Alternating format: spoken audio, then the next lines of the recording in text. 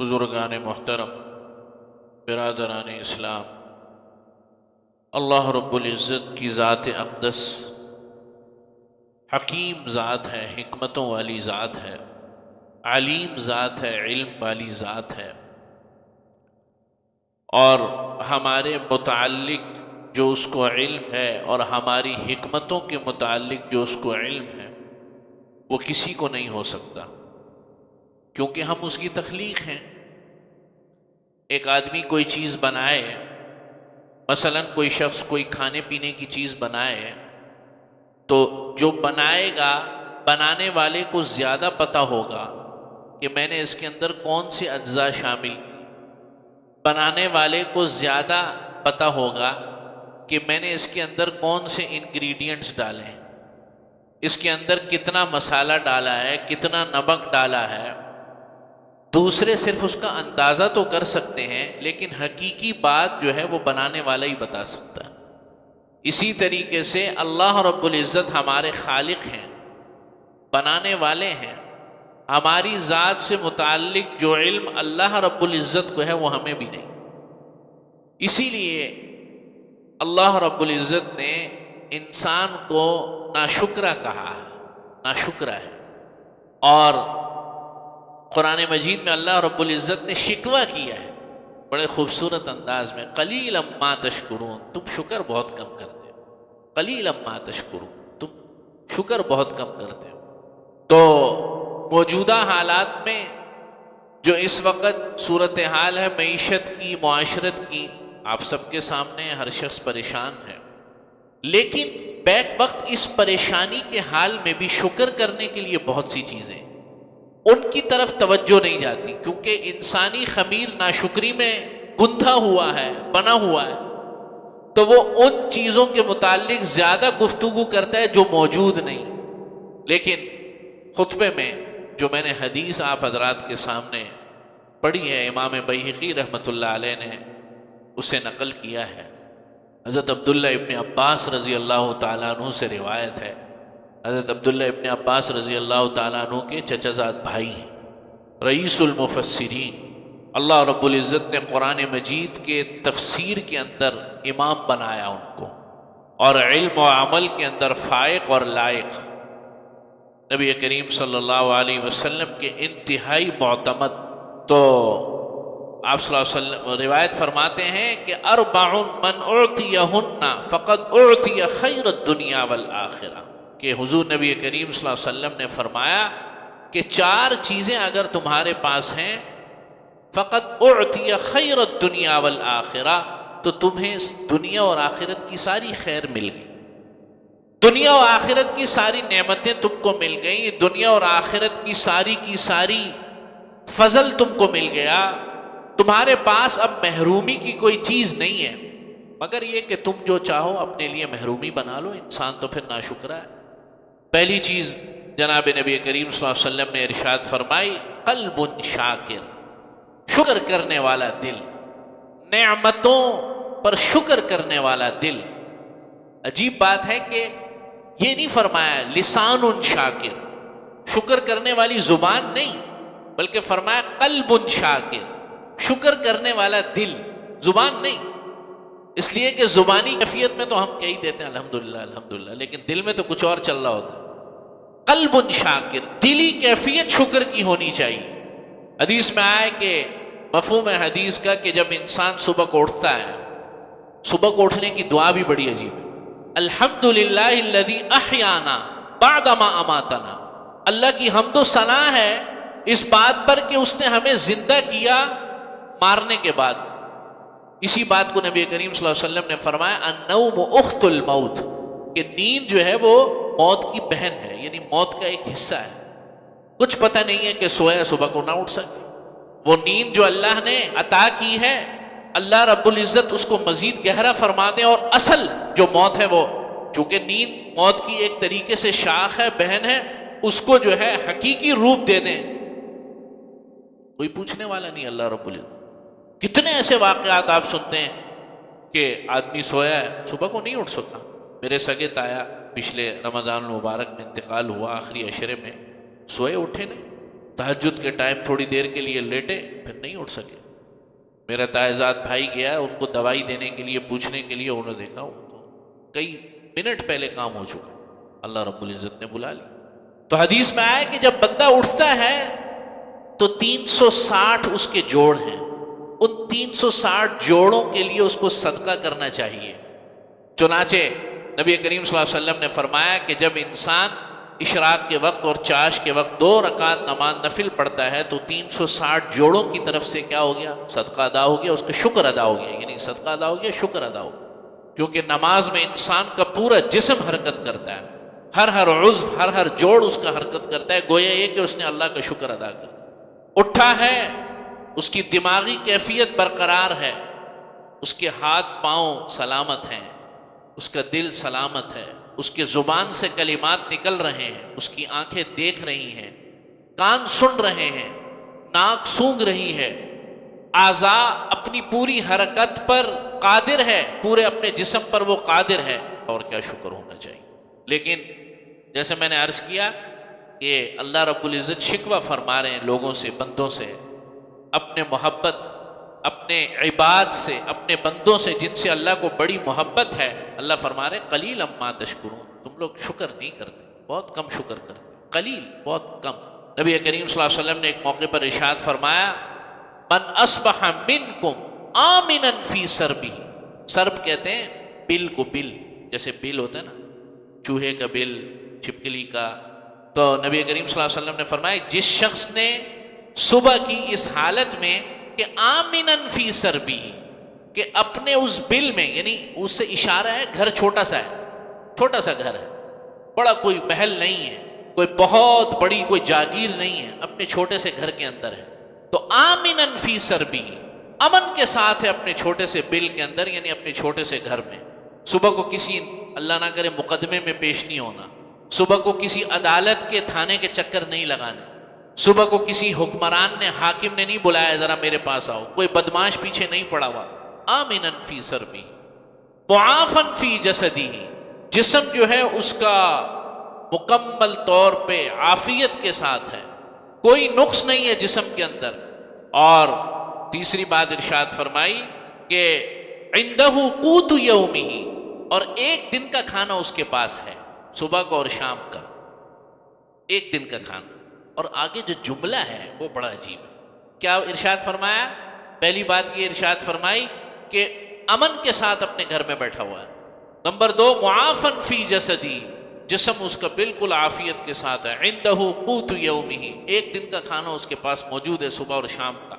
فرمایا نبی کریم فَكَأَنَّمَا حِيزَتْ لَهُ الدُّنْيَا بِحَذَافِيرِهَا، ایسا ہے کہ جیسے دنیا جو ہے نا اس کے آگے نچھاور کر دی گئی، دنیا اس کے آگے نچھاور کر دی۔ اللہ اکبر کبیر۔ تو قلب شاکر، یہ دل شکر سے لبریز ہونا چاہیے۔ ان حالات کے اندر اللہ کی ابھی بھی ایسی بہت نعمتیں ہیں اس قوم کے اوپر، اس ملک کے اوپر، اس شہر کے اوپر، کہ اللہ کی قسم کو ساری کائنات میں، ساری دنیا میں دیکھنے سے مسجدیں کھلی ہوئی، کانوں میں جو ہے وہ اذان کی آواز آتی، کوئی آپ کو پورے ملک کے اندر آپ کی عملی عبادات کے لیے روکنے والا نہیں، قرآن مجید ہر جگہ ہے۔ آپ ان نعمتوں کا ان سے پوچھو کہ جنہوں نے 90 سال روسی استبداد میں گزارے، ظلم و جبر میں، سرنگوں کے اندر اپنے بچوں کو قرآن پڑھایا، 90 سال مسجدوں کو استبل بنا دیا گیا تھا، یہ میں بات کر رہا ہوں کمیونزم کے دور میں، اور نام ان کے مسلمانوں والے تھے، اور ان کو بس یہ پتا تھا ایک اللہ ہوتا ہے، ایک محمد ہوتا ہے، اور ایک قرآن ہوتا ہے، بس، اور اس کے علاوہ دین سے کوئی تعلق نہیں تھا۔ روسی ہرکارے اور پولیس والے زبردستی رمضان میں آ کے منہ میں پانی ڈالا کرتے تھے، آپ سمجھ رہے ہیں بات؟ خیر وہ تو ایک لمبی چوڑی تفصیل ہے۔ تو شکر کے کیسے بے مثال اور بے شمار قسم کے ہمارے پاس وہ ہیں کہ انسان کی بس آنکھ دیکھنے والی ہونی چاہیے۔ دوسری بات نبی کریم صلی اللہ علیہ وسلم نے فرمائی وَلِسَانٌ ذَاکِرٌ، اور دوسری اگر کسی کے پاس یہ چیز ہے کہ اس کی زبان ذکر کرنے والی ہے۔ زبان ذکر کرنے والی کیا مطلب؟ مطلب یہ کہ چلتے پھرتے ذکر کر رہا ہے، کوئی مخصوص ذکر نہیں، ذکر کی سب سے اعلیٰ ترین جو قسم ہے، سب سے اعلیٰ مرتبہ ذکر کا، وہ نماز، اس کے بعد قرآن مجید ہے کی تلاوت ہے، اور اس کے بعد دیگر اذکار، استغفار، تحمید، تسبیح، تیسرا کلمہ لا حول ولا قوت الا باللہ۔ ذکر بھی جس طرح کھانوں کے مختلف ذائقے ہیں، کھانوں کی مختلف انواع و اقسام ہیں، تو آپ سب کا دل چاہتا ہے نا کہ اللہ رب العزت ساری نعمتیں عطا فرمائے، ہے نا بھائی؟ اس طرح ذکر کے مختلف قسم کے الوان و اقسام کے جو ہے ذکر ہے، سب کو کھاؤ، سب کو اختیار کرو وقتاً فوقتاً، لیکن نبی کریم صلی اللہ علیہ وسلم فرما رہے ہیں کہ جس شخص کو یہ چیز مل گئی کہ زبان اس کی وقتاً فوقتاً ذکر ادا کرتی ہے، ذکر کرتی ہے، اللہ پر اس کی بہت بڑی خیر ہے۔ اور ذکر کی پھر ہمارے بزرگ فرماتے ہیں سب سے بڑی اور ذکر میں مشغول رہنے کا سب سے آسان طریقہ، آسان مسنون دعائیں۔ ابھی مسجد میں آئے، بسم اللہ اللہم افتح لی ابواب رحمتی، نکلے اللہم انی اسألک من فضلک، دکان پر پہنچ گئے، گھر پر پہنچ گئے، قضاء حاجت کی ضرورت پیش آ رہی ہے، داخل ہونے سے پہلے اگر وضو بھی کرنا ہے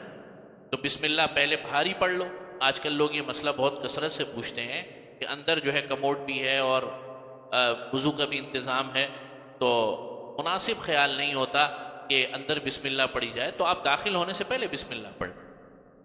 بسم اللہ الرحمن الرحیم پڑھ لیں، اللہم انی اعوذ بک من الخبث والخبائث، باہر نکلے غفرانک الحمد للہ الذی اذھب عنی الاذی، یہ سارا ذکر ہو رہا ہے، سب ذکر ہو رہا ہے۔ گاڑی میں بیٹھ گئے، سفر کی دعا پڑھ لی، راستے میں چلتے ہوئے چوتھا کلمہ پڑھ لیا، صبح کے اوقات سبحان اللہ و بحمدہ سبحان اللہ العظیم، صبح کے اوقات کے اندر ایسا وظیفہ ہے کہ نبی کریم صلی اللہ علیہ وسلم نے فرمایا مخلوق کو رزق اس کلمے کی وجہ سے دیا جاتا ہے۔ کوئی طبیعت پر ایسی چیز دیکھی جو گراں گزری ہے، انا للہ و انا الیہ راجعون، لا حول ولا قوت الا باللہ العلی، رش میں پھنس گئے، لا حول ولا قوت الا باللہ العلی العظیم، بجائے حکمرانوں کو گالی دینے کے، بجائے وہ تو اپنے مزے سے ہیں، ہیلی کاپٹروں پہ جاتے ہیں، جہازوں پہ جاتے ہیں، اے سی کی گاڑیوں میں جاتے ہیں، آپ کی گالیاں ان تک تو نہیں پہنچ رہی، آپ تو فضول کام کر رہے ہیں، آپ اس دوران ذکر کر لو، لا حول ولا قوت الا باللہ العلی العظیم پڑھ لو۔ گرمی کا موسم ہے، لائٹ چلی گئی، انا للہ و انا الیہ راجعون، یہی کر سکتے ہیں نا آپ، کہ الیکٹرک کو گالیاں کیوں دو گے؟ وہ تو مزے سے ہیں، آپ کی بجلی استعمال ہو نہ ہو انہوں نے تو بل بھیجنا ہے۔ حکمرانوں کو گالی دے کے کیا، وہ تو ایسی ایئر کنڈیشن جو ہے کمروں میں بیٹھے ہیں۔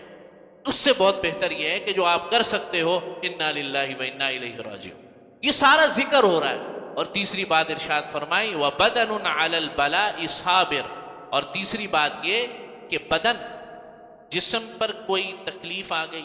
کوئی ناگہانی بات آ گئی، وَبَدَنٌ عَلَى الْبَلَاءِ صَابِرٌ، اور اس بات پر وہ صبر کرنے والا ہو، یہ شخص بھی اللہ نے اس کو بڑی خیر عطا فرما دی، بڑی نعمت عطا فرما۔ جا رہا ہے، اللہ نہ کرے خدا نہ خواستہ موٹر سائیکل سے گر گیا،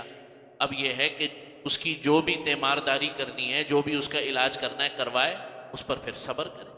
اور صبر کہتے ہیں الصبر عند الصدمۃ الاولی، صبر وہ پہلی گھڑی ہوتی ہے جس میں صبر کرنا ہوتا ہے۔ یہ بھی ذرا ذہن میں بات ہے، یہ نہیں کہ جب گر گیا یہ میں ہی ملا تھا اور جناب جو ہے وہ میں نے تو آج صبح کو یاسین بھی پڑھی تھی پھر بھی گر گیا، گویا کہ اللہ کے اوپر بہت بڑا احسان کیا ہے کہ میں نے اللہ کے یہاں یاسین پڑھی، میں نے تو صبح کو نکلتے ہوئے دعا بھی پڑھی تھی پھر بھی گر گیا۔ جی گویا یہ کہ اللہ رب العزت کو آپ کی کوئی ادا ایسی کروانی ہے کہ جس سے اللہ کو بخشش کرنی ہے کوئی تکلیف دے کر، تو الصبر عند الصدمۃ الاولی، وہ پہلے مرحلے میں ہی جو ہوتے ہیں نا الفاظ اور کلمات اور جسم کا ریئیکشن، وہ صبر ہوتا ہے۔ اس کے بعد تو ہر چیز نے ختم ہو ہی جانا ہے، چوٹ نے جو ہے وہ ختم ہو ہی جانا ہے، وہ چوٹ تو چوٹ، اولاد اس دنیا سے چلی جاتی ہے اس پر بھی صبر آ جاتا ہے، لیکن وہ پہلا مرحلہ ہوتا ہے جس میں صبر کرنا ہوتا ہے۔ وَبَدَنٌ عَلَى الْبَلَاءِ صَابِرٌ إِنَّمَا يُوَفَّى الصَّابِرُونَ أَجْرَهُمْ بِغَيْرِ حساب، واحد عمل ہے اللہ رب العزت فرما رہے ہیں کوئی حساب نہیں ہے جو میں اس کو عطا کروں، بغیر حساب، کوئی میں نے کیلکولیشن نہیں رکھی ہوئی،